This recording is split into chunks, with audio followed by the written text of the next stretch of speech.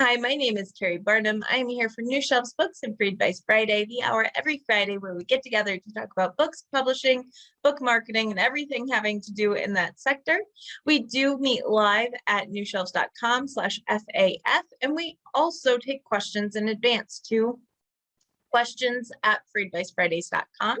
So we are going to join in and just jump right in. Excuse me. I didn't vampire, shame on me. Just jump right in with something that I've been getting lots of emails about this week, and that is the price increase. The print price increase for Ingram Spark goes into effect today, I believe, actually. And so quite a few people have been getting emails saying you need to adjust your pricing or your discount on Ingram Spark, or else you will have negative compensation. Essentially what that means is that your margin was so slim that when they raise the price for the print, you will then be paying to sell your book. And that is not a business model that anyone can sustain or work with. It's silly.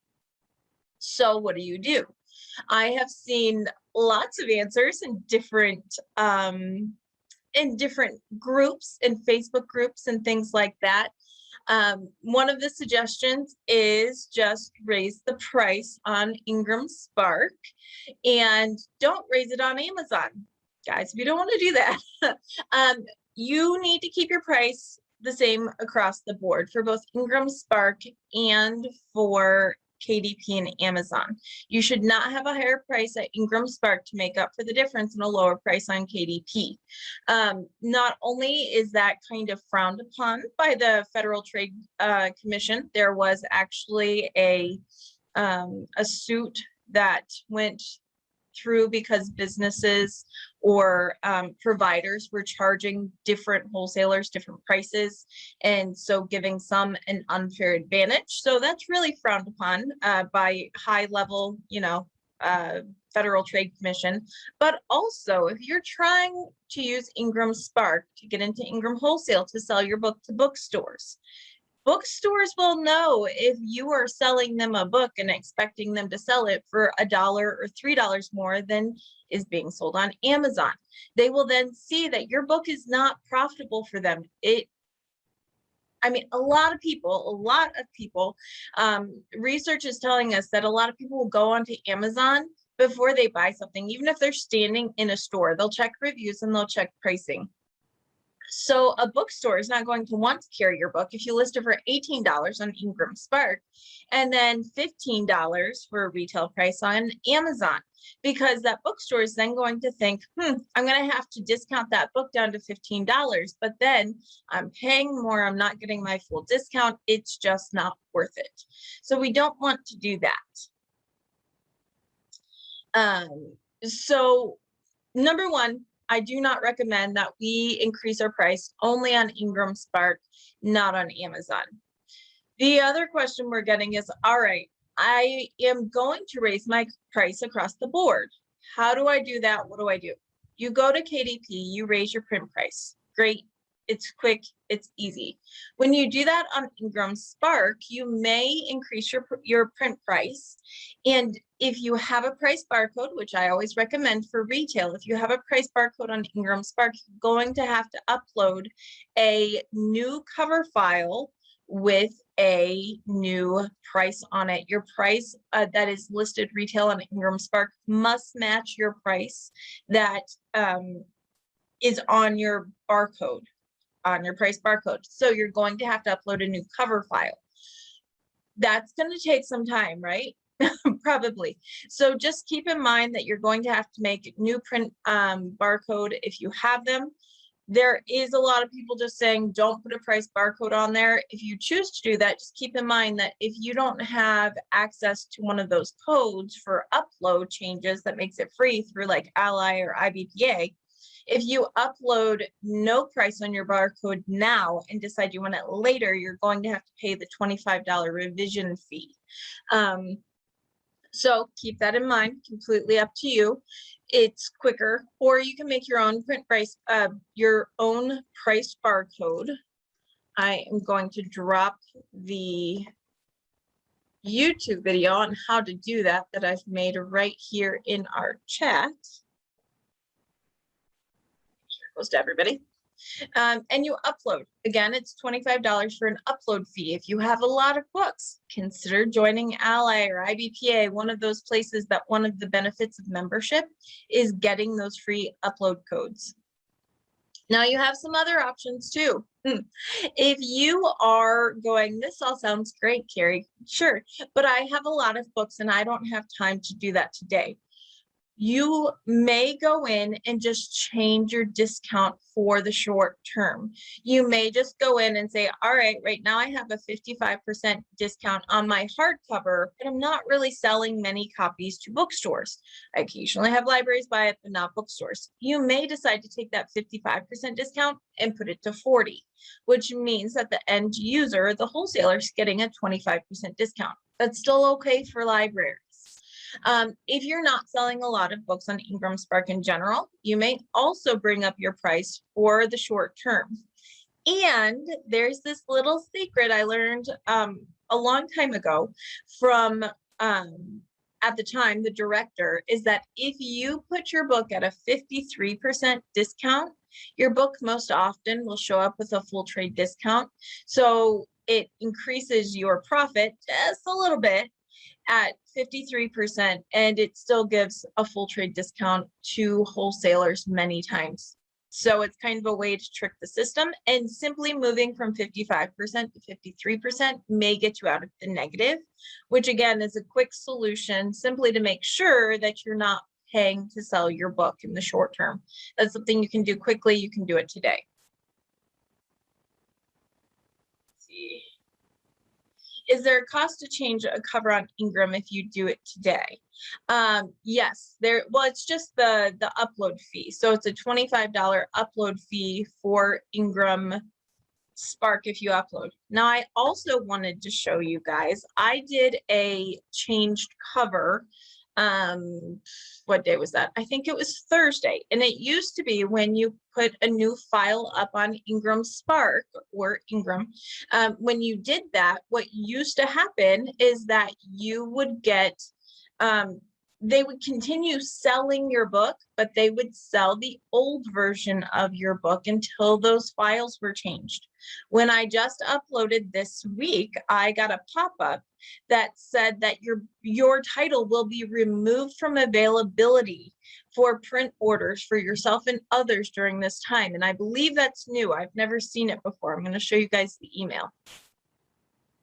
Yes, and price changes only take effect on Friday, so it will take a week.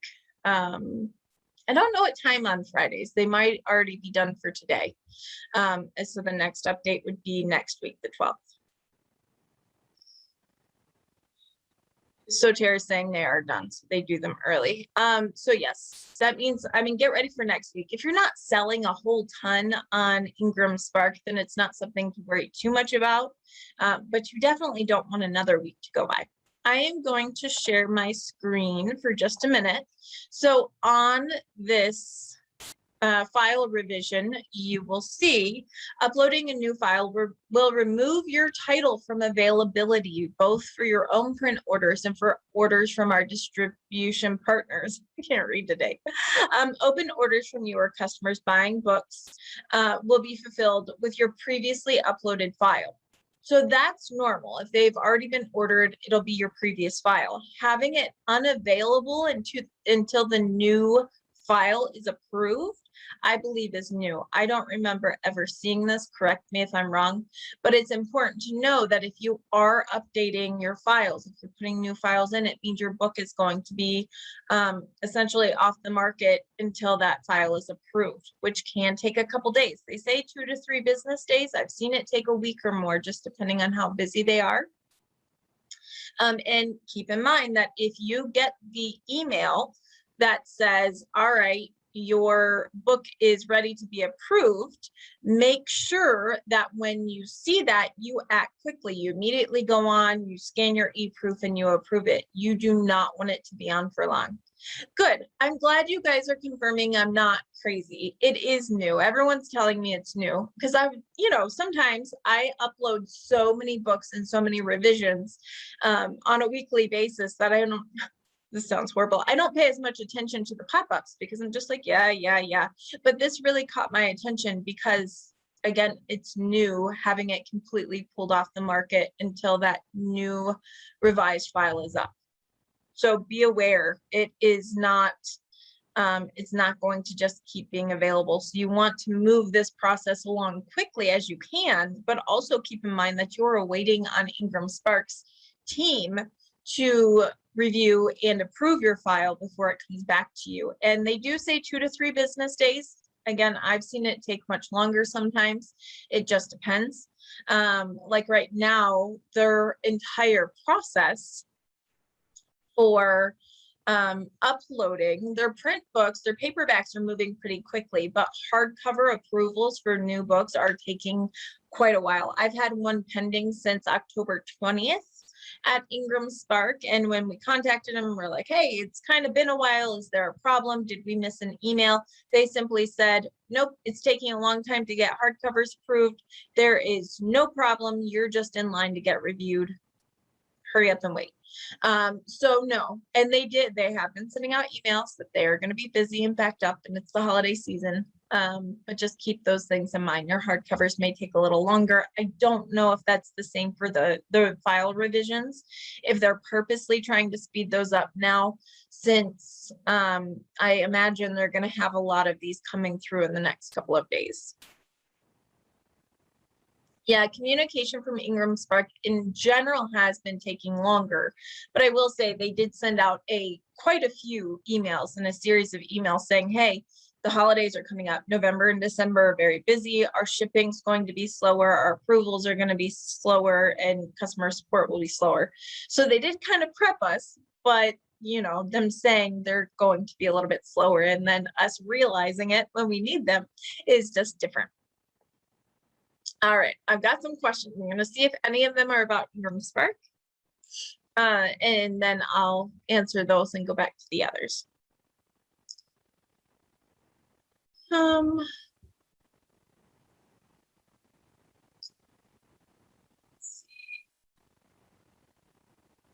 right, if Ingram hasn't emailed me that I'm losing money, how much are they raising their prices to make it worth changing the price? The price increase for the US is 6%, Wendy. So it's a print price, just the print price is increasing by 6%. I would recommend, even if you have not gotten the email from Ingram Spark saying that you will be losing money, I recommend that you go into Ingram Spark, you check your discounts and you check what your profit is, because it may be very marginal now. If you're making $1 before, you may only be making 40 cents. So I would definitely go check that out and see what your profits are now. Regardless, double check that you're not losing money, because you could have missed that email. It could have gone to your junk folder. And also check and see what your profits are and see if it's worth it to increase your price. Keep in mind, print on demand books, especially those books that are at a full trade discount, so a 55 or a 53% discount, most wholesale books on print on demand, you're going to make $1, maybe $2 for that book. Anything over $2, I think you're doing great. So you want to make sure that you're pricing and staying within the market, but you also don't want to be losing money. And ideally, of course, you'd make money. It's a business, right? So that's kind of the idea behind it. Let's see. And yes, Walt is saying, I tried changing my KDP price to make sure it matched Ingram Spark, and KDP just ignored me, showing my new price but selling it at a discount to the Ingram Spark price. Is there a way to control that? Well, there's not a way to control that, and honestly, you don't want to. What that means is that KDP is paying you on the new price, but they are discounting it. It's like when Walmart puts grapes for sale. the wholesaler's not giving them a cheaper discount. Walmart is discounting, and they're taking that out of their profits. Same thing, when Amazon discounts your book, then what they are doing is they are taking the hit and still trying to get the sale, and you get paid more. You have done the right thing. You have made your book match on Ingram Spark and on Amazon for the retail price. So you have done what you want to do. And if that retailer, if Amazon wants to discount the book, they can. If Barnes and Noble or the indie shop down the street wants to discount your book, they can. The seller, the end seller, can discount the price. That's between them and their checkbook. But you, as the business selling the product, need to give a fair and a fair retail suggested price across the board, and sell, of course, for the same price. And that's, again, that's on you. I see dollar signs. Yep. I want to see dollar signs. You can just throw them my way. It'll be great.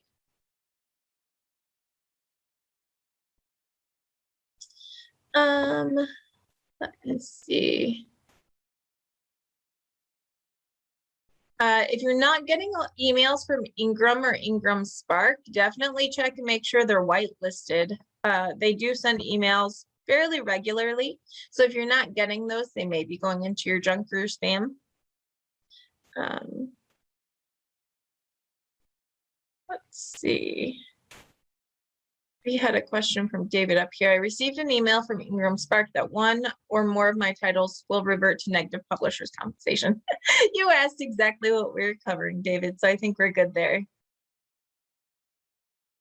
No, they did not send out a mass email, David, to just cover themselves. They have only been sending it to people who actually have negative compensation.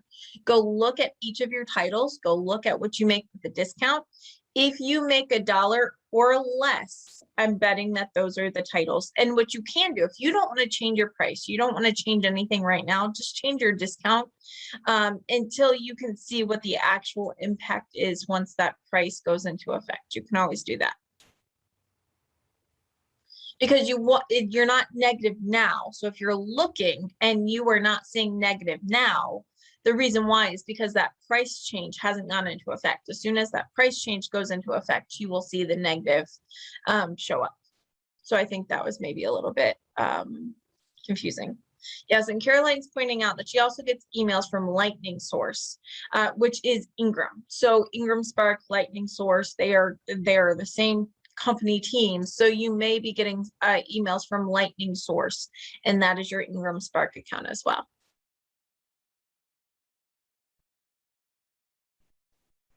All right.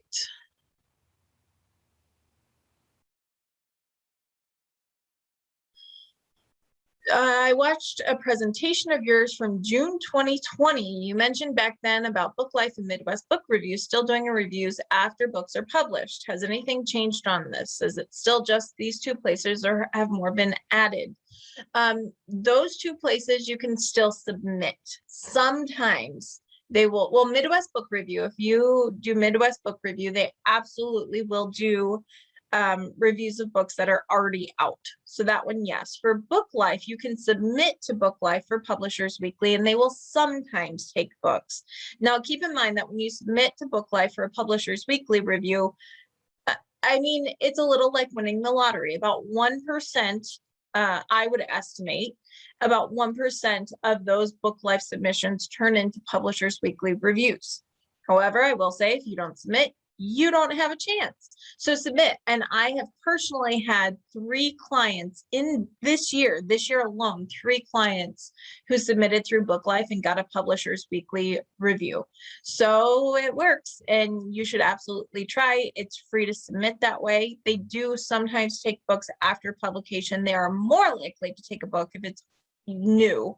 Now, when I say after publication, I mean within a month, a couple months. We're not talking years. If your book is 3 years old, don't try.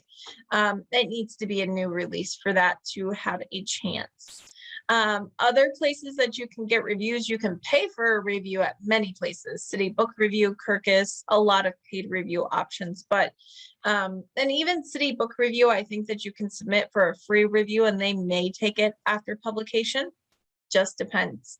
But again, it needs to be new. It needs to be in the last month or 3, not a year.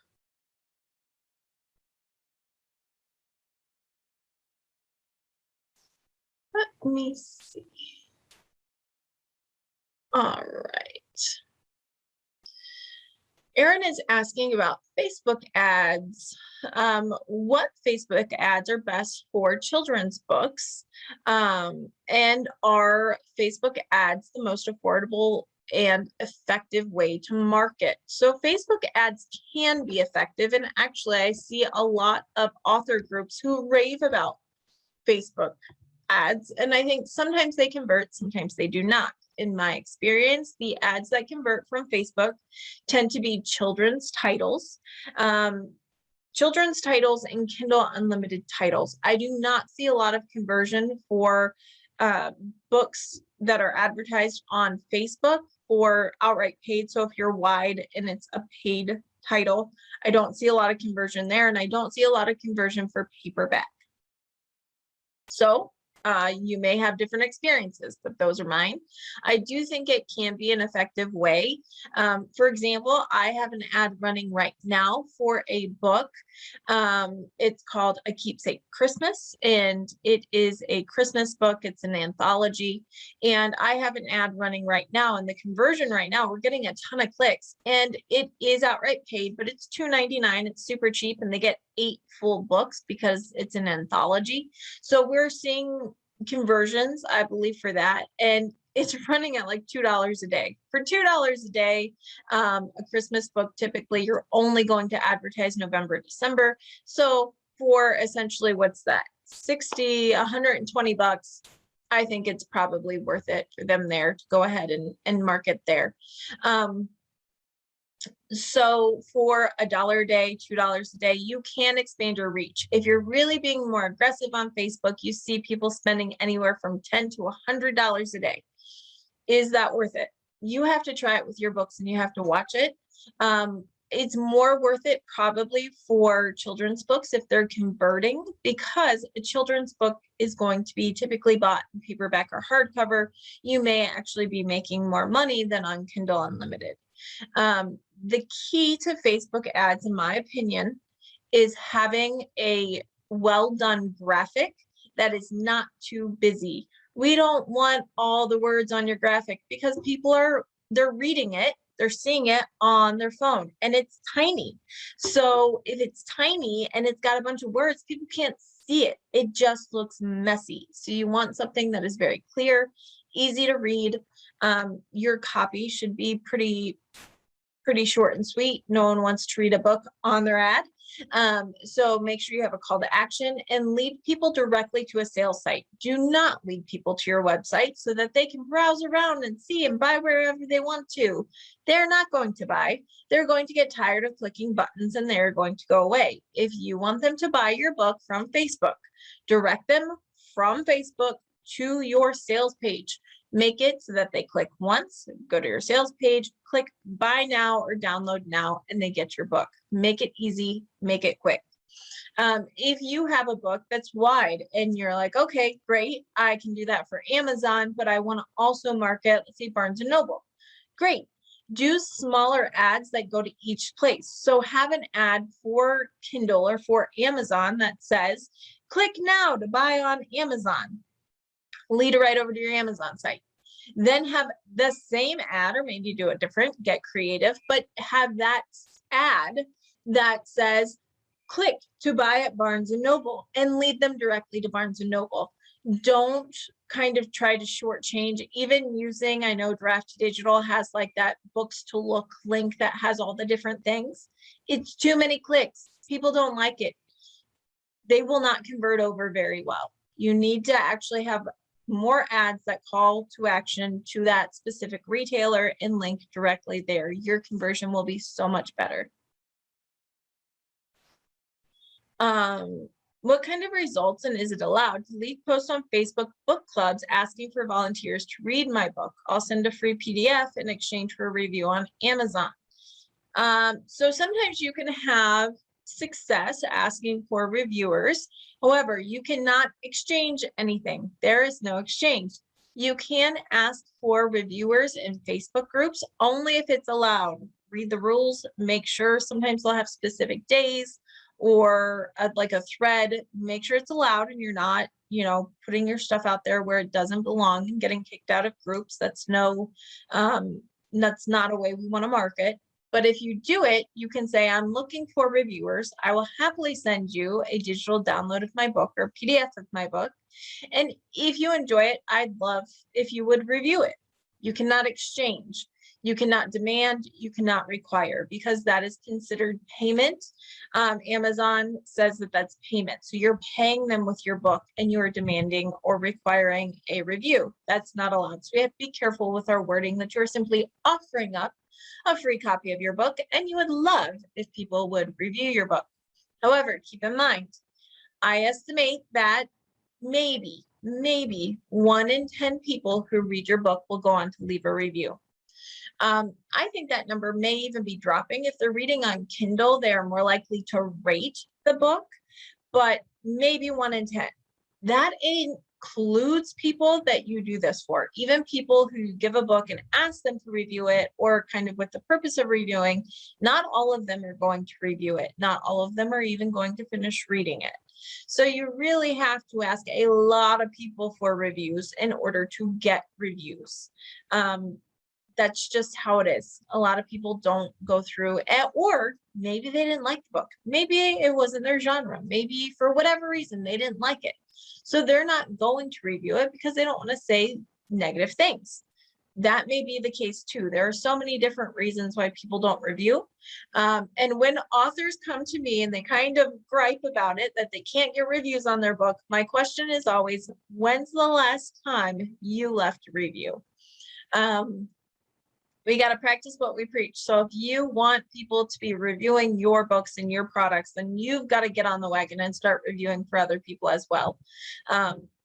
Otherwise, if authors aren't even doing that to support other authors, whether they know them or not, then why would anyone do it for you? It's kind of, we've got to create that culture of putting reviews out there on purpose. The other thing with Facebook ads that I will say is that you need to really hone in on your market. We do not want to market to everywhere in the world. We do not want to market to just all of Facebook. We need a target so that we can hit it. If you have a children's book, well, then you need to be marketing specifically to people who identify. I would say, my estimation, I'd be setting that 35 and up, because typically if they are parents, they're going to be around that age or up. Now, this is typical. I'm not saying everyone who's 35 and up is a parent or has kids that age. In fact, I would be looking for a picture book when I was around 27. So, I mean, you will miss some of your market there. You can go a little bit lower, but maybe 30, again, maybe 25, but typically people are having children a little bit later in life now. So I would go no lower than 30. We definitely don't want to be marketing to the 18-year-olds, because while some of them may be looking for picture books, I would say most of them are not. So we have to kind of narrow down. So again, 30, 35 and up. You want to target people that specifically are following children's pages or say that they're interested in things kids are interested in. If you have a, Erin, I know you've got a book that is a picture book. It's kind of about whales and I wouldn't call it geography, archaeology. So maybe you find a couple of cartoons that might draw that audience. Are there, I'm out of practice with my cartoons. What's trending right now? Is it, I'm going to say the Magic School Bus, although I know that's old, but maybe it's the Magic School Bus. Maybe it's different things like that. Target people who are likely already interested in your topic. Target people who self-identify as being parents or grandparents, people that self-identify as having preschoolers and, second graders. You have to target, or else you're just going to spend your money marketing to everyone on Facebook, but not everyone's going to care about your book. So you really have to target in to make sure that you're getting in front of the right audience. So when you are spending your $1, your $2, your $100, that you are at least getting it to the right place. Because if I go up to an 18-year-old and try to sell them a box of hair color to color their grays, they're probably not going to bite. However, if I go up to someone in their 60s and market this hair color to cover their grays, they are more likely to pay attention. It's more likely to be in their need or something that they are going to watch. Let's see.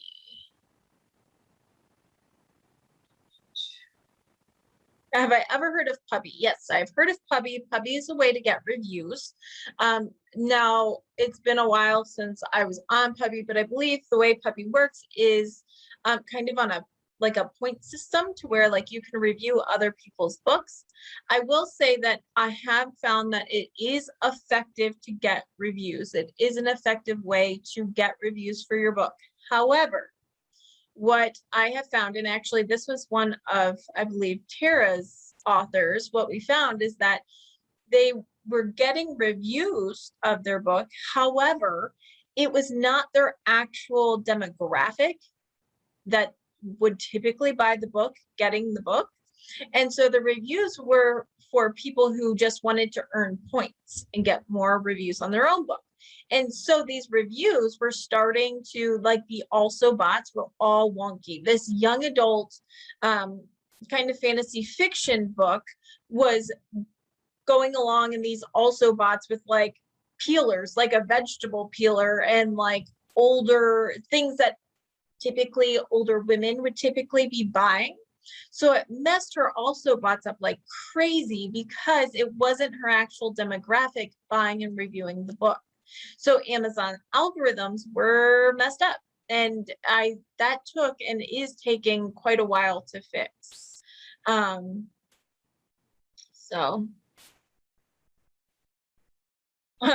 What is the genre called for a book with a smuggler murderer on the run and being chased by a detective across the country? Bruce, I would say that's probably going to be a thriller, maybe a mystery. Thriller, suspense, mystery, I would guess would be kind of in that wheelhouse. So yes, I have heard of Puppy. I do think it's effective, but it may be one of those things that's effective in getting reviews, but in the meantime is really messing up your Amazon algorithm. So I would tread with caution there.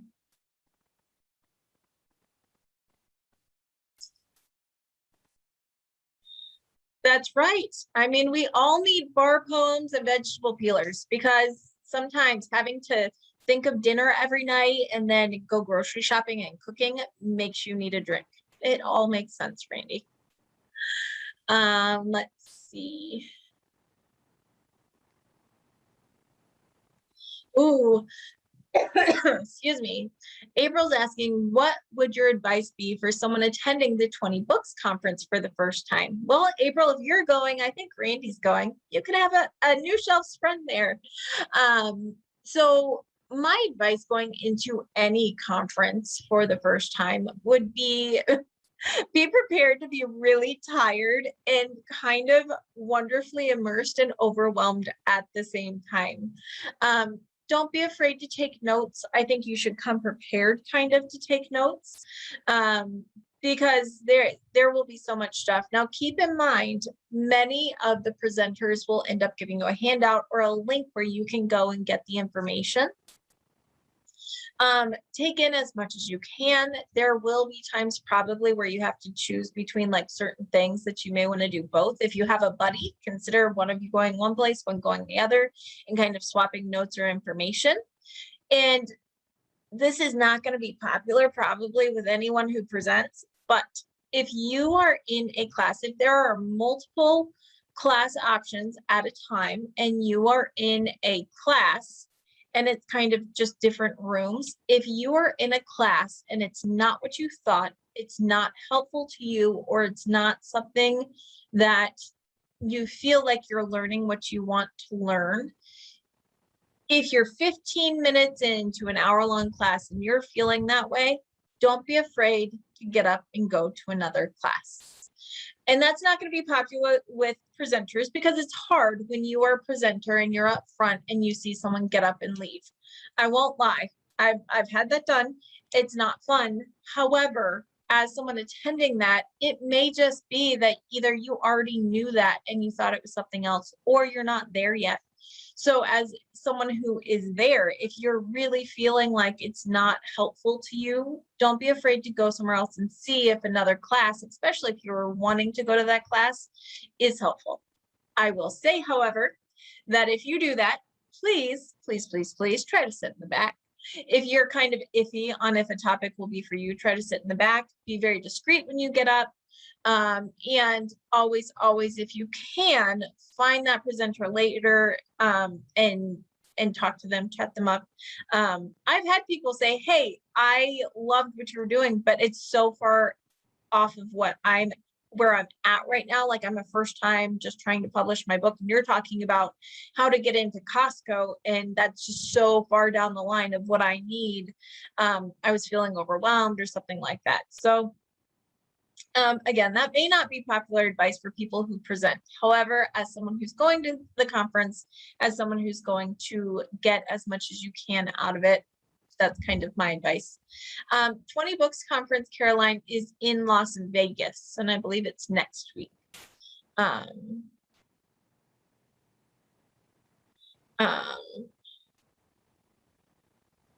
Hi, Bruce. If you would like to get in touch with me, please email me. It's just Keri, Keri, newshelves.com. That way we can certainly get in touch. Let me just email you or send my email over. There we go. If you email me or you visit our website, there's a big yellow button that says, hey, book a 15-minute call, and we can get in touch that way. All right. So yes, conferences, I think, be prepared. You will be tired. You will feel overwhelmed. Make friends. That's the other thing. When you make friends, I think it makes everything better. Don't be afraid to sit at a table with other people. I recently went to a Romance Writers America conference. I did not know anyone who was there.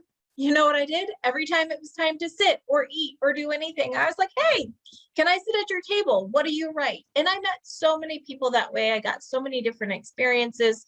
So even if you don't really know anyone, don't feel like you can't know people. Go introduce yourself, make the most of it.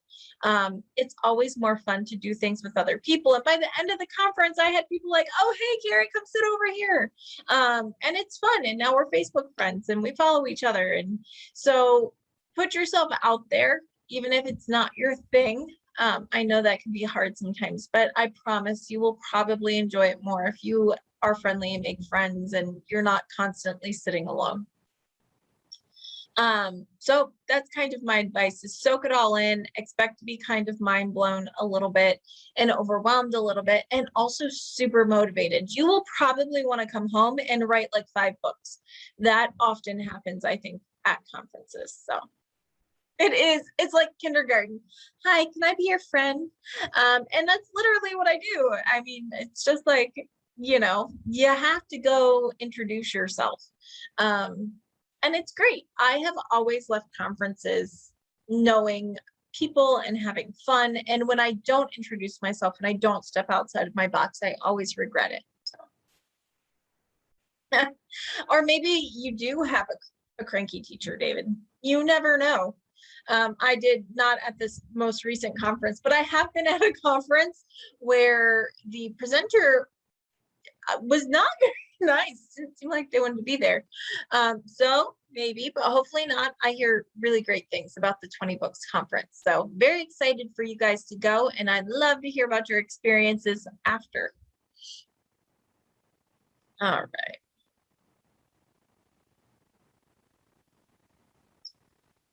Is there a conference in Florida I should go to? What's not to miss? There are a couple conferences in Florida.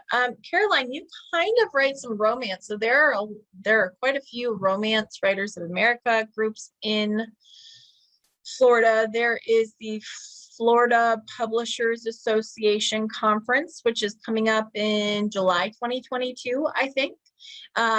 Lots of conferences. Just search wherever you're at, whatever area, in Writers Conference or Publishers Conference, and I'm sure, will find a bunch of them. Florida Authors and Publishers Association, FAPA. Thank you, Tara. Let's see. All right. What should I be charging for a soft cover suspense thriller and historical fiction on Ingram at 60 to 80,000 words? Well, you need to go do your research. You need to go find your comps, the people who are writing books like yours that are around the same length as yours, see what they're charging, and then you need to kind of fit yourself in the market. You will find that traditionally published books tend to be more expensive, indie books tend to be a little less expensive, and you kind of want to fall right in the middle. So for a suspense thriller that, let's say, is 80,000 words, which is, I'm going to use my calculator because we know that I don't math, right? It's a miracle that I get through my day-to-day life. I always laugh because my mom used to always tell me, you're not always going to have a calculator, Keri. You need to figure out how to do it in your head. And well, I always have a calculator on me. I wish my mom was around because I'd totally call her and laugh. I laugh about it with her. All right, so you're looking at roughly 250, 275 pages. For a suspense thriller that is around that range, I would say that you're probably looking at anywhere from $14.99 to $17.99, typically for the print softcover book. And run your pricing and see how much it is. But that's kind of what I would guess. You need, again, go to your comps, see what your comps are charging and all of that. All right. Oh, that's good. My drafted digital print book turned out fairly well. The print words on back are tiny, and also inside seems to have too much space on the sides. Caroline, did you have them format your book or just printed? What happened there? Yes, Tara, that's so smart. IBPA will have a virtual option in April for their conference, but they also are having 2 days in Orlando. I applied for that one as a speaker, so I might be there. Might not. Might. We'll see. Let's see. Yes, if you're not in the 20 Books Facebook group, it is a big group. It's very active and it's a fun group. I'm in there. So if you are looking for more information on whether or not there may be anything virtual, anything like that, go on Facebook and join the 20 Books Facebook group. I think that there are a lot of people making a lot of money. Like most groups, I think there's a lot of good advice. I think there's some well-meaning but not great advice. And certainly there's a lot of advice in there that people are giving from a place of their specific genre. So you always have to make sure that you take a look and realize maybe they're talking about a romance series on Kindle Unlimited and you write women's fiction that doesn't come out very quickly. So the advice they're giving may not work for your genre. So whenever we're looking at advice from anyone and anywhere, myself included, you always have to make sure and look at, does it fit your goals and your business plan? So great advice, well-meaning advice may not fit you specifically. So you kind of have to always take that and go put it through your own personal sieve of whether or not it works for you. I think that's really important. All right. Well, if anyone has any last minute questions, let me know. We've got about 10 more minutes. Excuse me. We finally have in New York, we have are changing leaves, which is beautiful, but we had a really nice long summer where it was still like 70 degrees, 60 degrees, and now we're like 30s and 40s, and my allergies are going crazy. Yes. Have you played with the Atticus software yet? What do you think? Atticus is new formatting software for print and ebooks that came out from the creators of Kindlepreneur and Publisher Rocket, so Dave Chesson. And it is a formatting tool. It is kind of meant to be like Vellum, except for Vellum has to be used on a Mac, and Atticus can be used on Windows or a Mac. I did buy it. I have played around on it. I thought it was very easy to use. It's got some basic templates on it, which you can shift up a little bit, but it's got basic templates on it. I did think it was pretty easy to use. There are still some kinks. So while Atticus has come out, and I think it's a great tool, know that they do have some things still coming out. Like right now, you can export your book as a EPUB, but not a Mobi. So EPUB, great, because that's what you're uploading to Kindle right now, but you don't have that Mobi file for reviewers. That is in the plan and in the works to come out. So they still are rolling out some features as well as working out some bugs. However, it was not very expensive. I want to say maybe it was $129. I should totally look that up before I just throw prices out. But I think that it's going to be a really nice tool. And I will say that once you buy something from Dave Chesson, he always, it's lifetime access and you get all the updates. And so when you do that and you're getting the updates, it's $147, you guys. So when you get something from Dave Chesson, you're always getting those updates. And I will also say that not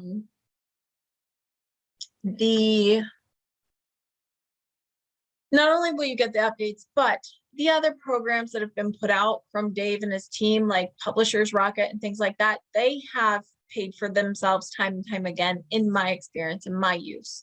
So I've always been really happy with his products, with their support, and I have no doubt that Atticus is going to follow along with that. So I think it's still got some I think it's got some kinks still, but they know it's got kinks and they have plans to roll out things still. So yeah, so the Mobi files, the need of the Mobi file is right now, you no longer need a Mobi file to upload to Kindle, which is great. However, you still need a Mobi file to upload directly on a Kindle device. So for reviewers, if you're doing NetGalley, if you're using BookFunnel or Hidden Gems, they all still need a Mobi because otherwise people cannot download. If I go to your BookFunnel page and I get an EPUB, I cannot open that EPUB on my Kindle device. It still requires a Mobi. So you still need those Mobi files for things like reviewers. Really, that's what it is reviewers is the big thing there, or, you know, direct to user, if you're selling the ebook directly on your site, anything like that.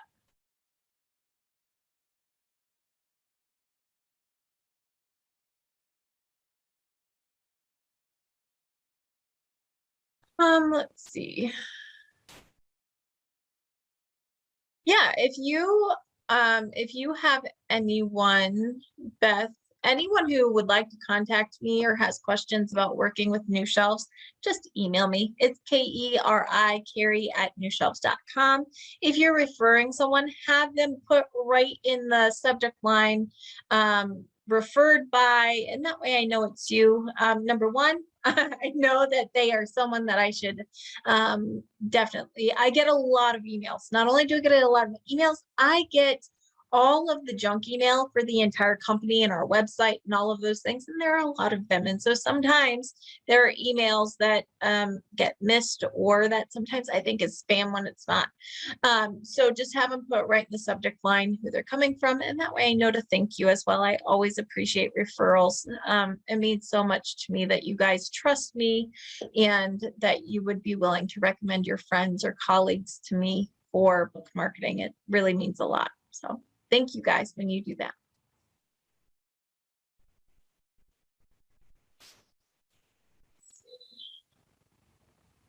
And I will put in my email right here. It's Keri@newshelves.com. If I can spell my own name correctly sometimes. Yeah, so any thoughts using Affinity Publisher? Affinity Publisher is another formatting tool, and I hear great things about it. I've never personally used Affinity. However, I know Caroline has used it before and she recommends it. That is also, you buy once and you have it for life. It's very inexpensive. When not on sale, I want to say it's around $100. And so I think that that's probably another good option. Affinity, from what I looked at it, because I did look at it before buying the Atticus software, Affinity really looks like it is, in some ways it's great. However, it's more like InDesign. It's meant to possibly be used for more like art graphics and brochures and things like that, more than specifically for a book. I know it's got features that can be used for a book, but it also kind of has things that rather than just being book focused, it's more focused on anything you may want to use for graphic design and for, again, brochures and flyers and things like that. Which is great because it's got these other options. However, it may also mean that it doesn't exactly meet all the needs that you want as a publisher or as an author down the line. So it may not get some of those updates. Yeah, and Caroline's saying it's a much steeper learning curve than Vellum was. And I think that I will say Atticus was super easy to use. It did not have, let's put it this way. I used it and I formatted a book and I was not in tears, and I did it all fairly quickly. I mean, I had it done. It was a short book, I'll be honest, but I had it done within an hour, and that was kind of learning and kind of going through the process, where Affinity, I think, is going to be more of a learning curve and all that, but it is cheap. When they have, it's not 50 right now, I think it's 100 right now, but they do pretty regularly have half off where it's like 50 bucks, something like that. So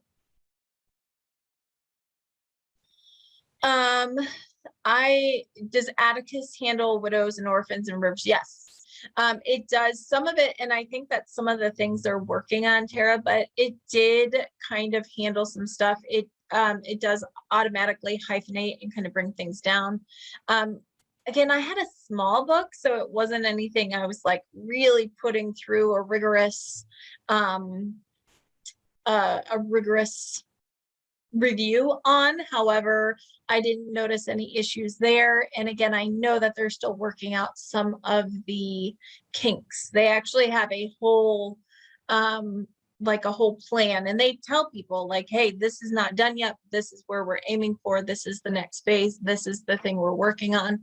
And again, the thing that I love about Dave is if you're noticing that there's like a big problem with widows and orphans or something like that, if you tell him, they start to kind of problem solve and develop to see how they can fix that. And so I think that's great. Let's see. Oh, I'm not currently advertising a children's book on Facebook, Erin. A Keepsake Christmas is a romance anthology. So I don't currently have a children's book on there. Children's book ads on Amazon are going crazy right now, though. They're doing very well. I'm glad I could be helpful, Erin. Caroline's saying that she was not able to order her own book on Amazon because it had a woman with a gun, and so it was flagged as being an issue. We're seeing more and more of that on Amazon. They're not liking guns, gore, anything that could be termed not sexy, but you know, show two people in bed with the bare legs sticking out, and sometimes that'll get you flagged. We're seeing more and more of that, them kind of giving people, especially with advertising, giving people a hard time. And so be careful with your covers. That certainly does matter.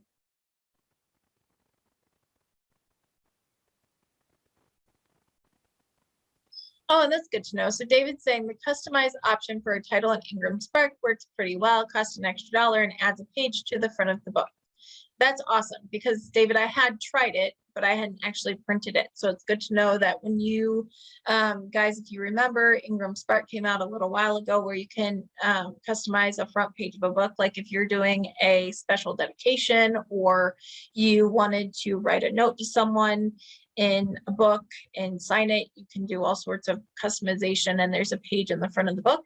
Extra $1, but pretty cool. Like if you're giving a copy of your book to your parents for Christmas, or you wanted to have a special version for a fundraiser or something like that, you can customize that front page in the book, which is pretty cool. All right, you guys, it's 11 o'clock. I think we're done for today. I hope you guys join us next week here, Free Advice Friday, 10 a.m. Eastern. We will be back. If you have questions in the meantime, questions at freeadvicefridays.com, and we'll answer them next week. See you next time.